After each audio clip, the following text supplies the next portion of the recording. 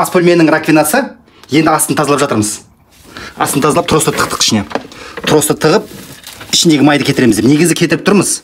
Бірақ бәрібір трубаны шешіп алдым ішіндегі. Мына ас бөлмедегі жаңағы не ғой? Труба ғой, елеулік.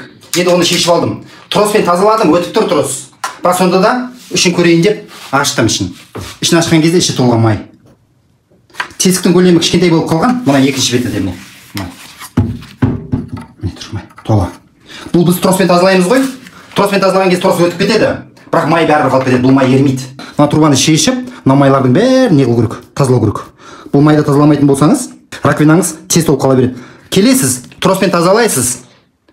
Ол бәрібір көп уақытқа бармайды. 6 ай, 1 жыл қайтадан толып қалады. Қайтадан келесіз, троспен тығып тазалайсыз, қайтадан толып қалады. Себебі мына жерде май болды. Май ерімейді бұл май. Бұған крот қоса беріңіз. Крот астымен өтеді, кішкене ғана ерітеді, ары қарай өтіп кетеді, оның күші жетпейді бұл қалың майды. Мына майдың қалыңдығы енді 2 сантиметр ма, міне, мына бетін көрдіңіз бе? 2 сантиметрге дейін жиналып болған. Трос өтіп тұр, троспен тазаладым. Трос өтіп тұр, болды, су өтіп тұрған сияқты. Бірақ бәрібір бұл тез толып қала береді. Аха, мына май. Міне енді жасап болдым. Негізі бұна трубаны не үшін шешіп алдым? Өйткені үйдің егесі айтады, мен тазалап уже шаршадым дейді троспен.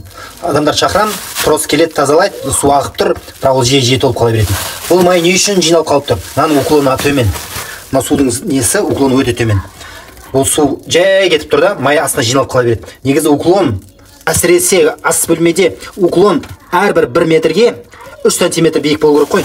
1 метр есептеген кезде болмағанда 2 сантиметр биік болу керек. Су төмен қарай ығу керек қой.